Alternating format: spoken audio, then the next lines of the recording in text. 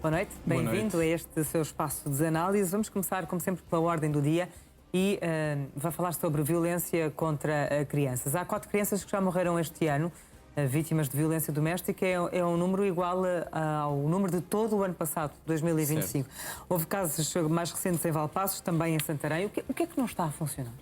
Eu confesso que esta semana fiquei chocado com as situações, porque há uma situação em que a criança é utilizada para uma vingança relativamente ao companheiro.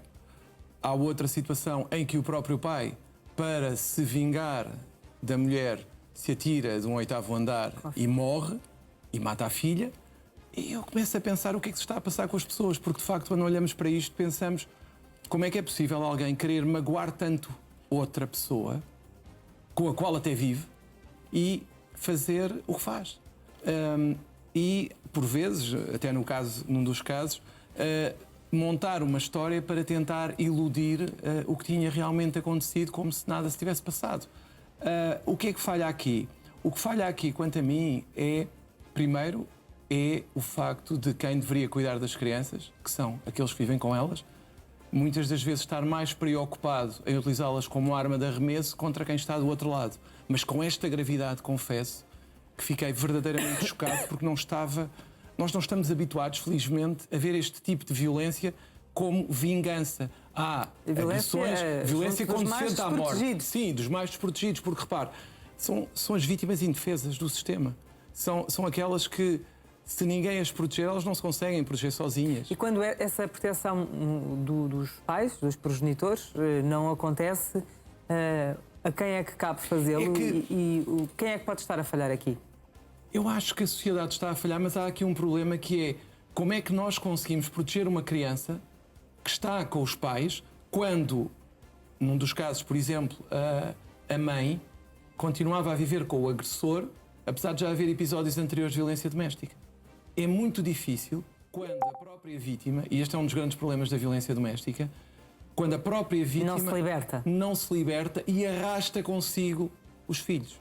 Porque os filhos, o que tem acontecido é que normalmente os filhos até ficam afastados destas situações, mas aqui temos que o objeto da violência foram as próprias crianças para atingir a vítima.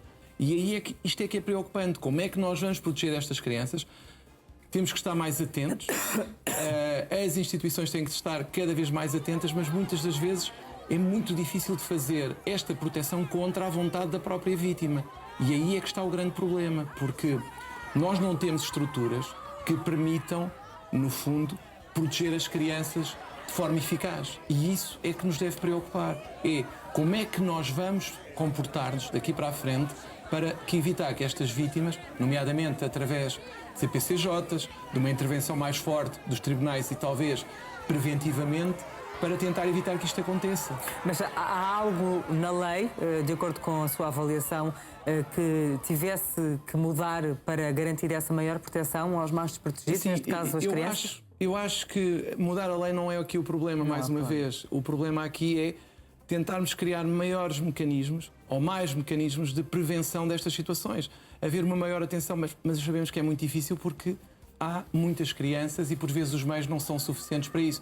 E o que nós notamos é que há problemas graves de saúde mental nos casais que conduzem a estas situações.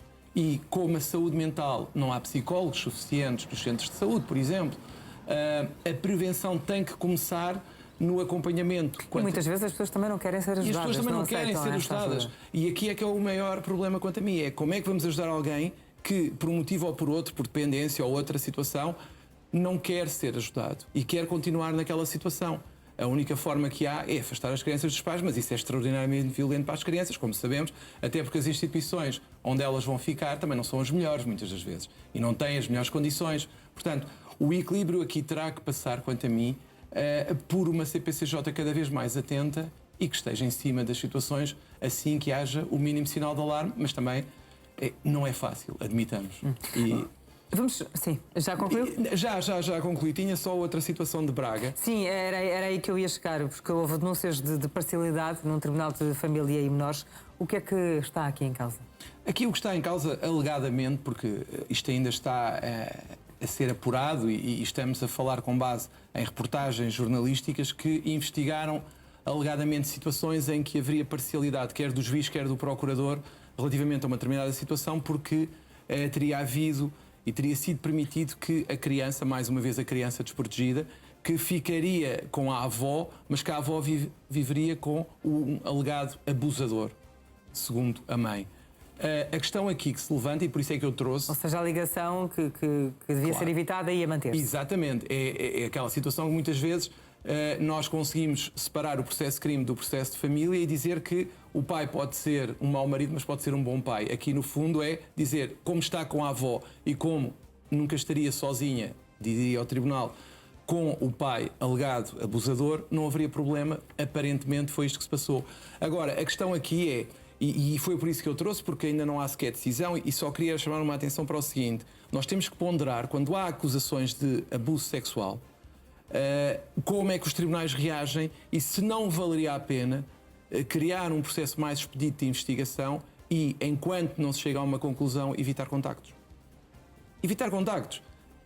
E sempre que há uma alegação desse tipo, porque a criança é particularmente indefesa, mais uma vez temos o mesmo padrão dos outros dois casos, aqui o que pode ou não ter falhado, mas isso só se verá mais à frente, serão as instituições, será o tribunal que tem que proteger a criança, no outro caso eram os pais, e é neste, neste jogo... São sempre situações muito difíceis, porque a prioridade é sempre manter a criança próxima dos familiares. Mas a questão que nós temos que ponderar, e aí terá que ver com a prática dos tribunais, é se, havendo uma alegação de abuso sexual, se não deve ser feito um despiste o mais rápido possível e, enquanto o despiste não é feito, ou confirma as acusações, afastar do alegado abusador a criança para evitar que males maiores aconteçam. É uma ponderação que tem que ser feita, mas acho que se tem que pensar nisso, porque um abuso sexual por parte de um progenitor é sempre uma situação tremenda e gravíssima. Fica essa reflexão que deve ser feita por todos. Vamos ao caso da semana. Há um processo de infração a Portugal por parte da Comissão Europeia. Tem a ver com questões relacionadas com a defesa. Que ilações é que têm que ser tiradas daqui? Sim, o que o Tribunal diz, o Tribunal Europeu diz, é que muitas das vezes os arguidos não têm a defesa antes do primeiro interrogatório e que muitas das vezes há um aligeirar das garantias da defesa antes do primeiro interrogatório. E o que o Tribunal diz, no fundo, é preciso garantir sempre um advogado no primeiro interrogatório e nós estamos num processo em que Portugal vai poder, mais uma vez, vir a ser condenado no Tribunal Europeu por não assegurar as garantias de defesa. E porquê é que isso não é assegurado? Muitas das vezes facilita-se. Facilita-se, não se assegura a presença do advogado, faz-se um interrogatório na polícia sem lhe dar a possibilidade da pessoa ter o seu advogado ao lado ou um advogado nomeado. E facilita-se, mas segundo o que estamos a ver pela Comissão Europeia, não é o que deve acontecer. Não é o que deve fazer, não. Mas parte-se muito daquela ideia que também muitas das vezes, até na semana passada, houve crianças, fui inquirido por crianças que me perguntavam como é que os advogados eram capazes de defender pessoas culpadas. Ora, é uma pergunta difícil de responder, mas as crianças, pronto, eu achei piada porque a criança perguntou aquilo, no fundo é o que está aqui.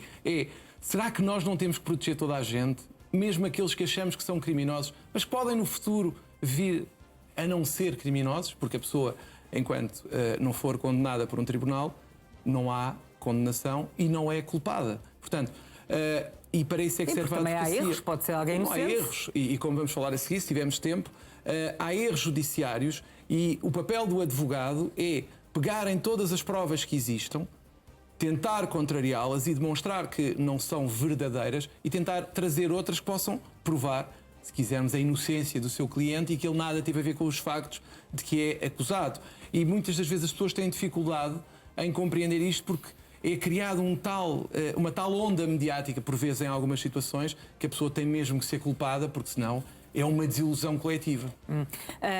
Por falar em erros, houve um erro judicial em Espanha que custou 2,5 milhões de euros ao Estado e, neste caso, o que é que nos deve fazer refletir também relativamente à nossa justiça? Eu trouxe este caso para ligar ao primeiro, àquele que falámos agora da condenação no Tribunal Europeu. Porquê? Porque é uma situação em que duas pessoas de origem marroquina, em Espanha, são acusadas do crime de violação. E desvalorizou-se uma prova que tinha a ver com o ADN e elas foram, por semelhança, segundo rezam as notícias, Por semelhança da descrição que da teria sido descrição feita. que havia do alegado violador, foram condenadas. Uma das pessoas, eram duas pessoas de origem marroquina, nem tinham aparentemente relação entre elas, mas uma falece na cadeia, sem nunca ser, entre aspas, inocentada, e o outro acaba por passar 15 anos da vida dele preso, injustamente, porque depois veio-se a demonstrar, por análise posterior e por pedido de revisão do advogado, passados 15 anos, veio a verificar-se que a pessoa, afinal, Não correspondia ao não ADN. correspondia ao ADN e que não era culpada. E daí a importância de haver um advogado que faça bem o seu trabalho, obviamente, e que escrutine as provas da acusação e, se possível, traga outras provas que permitam ao Tribunal descobrir a verdade. Porque erros judiciários, infelizmente, acontecem. A justiça é dos homens. Portanto, Doutor João Macedo, e isso leva-nos à ordem do cidadão. Não são só os cidadãos que têm de cumprir sentenças. Por vezes o Estado também tem de as cumprir, mas nesse caso demora mais tempo. esta sentença tem a ver com uma pensão em que a Segurança Social não contabilizou todos os prazos, todos os períodos contributivos que deveria ter contabilizado, é condenado em tribunal a fazer a correção da pensão, recusa o pagamento e o tribunal agora vai novamente ter que dizer ao Centro Nacional de Pensões para fazer o pagamento. Para mim, isto é chocante. Como é que o Estado parte do princípio que tem que recorrer mesmo quando um tribunal lhe diz que não tem razão nenhuma, mesmo assim não é capaz de proativamente, no cumprimento de uma sentença, dizer está aqui o dinheiro que tem direito. Ou seja, obriga-se a pessoa a voltar ao sistema para fazer uma execução para receber o pagamento. E isto vai acontecendo não só no Centro Nacional de Pensões, mas infelizmente acontece noutras situações em que parece que a máquina burocrática parte do princípio da desconfiança relativamente ao cidadão, mesmo quando o Tribunal diz que a pessoa tem razão. E que é o que não deve acontecer. Que é o que não deve acontecer, todos têm que cumprir as decisões judiciais. Está feito o ponto de ordem desta semana. Regressa na próxima. Até para a Boa semana. noite. Boa noite, Marisa.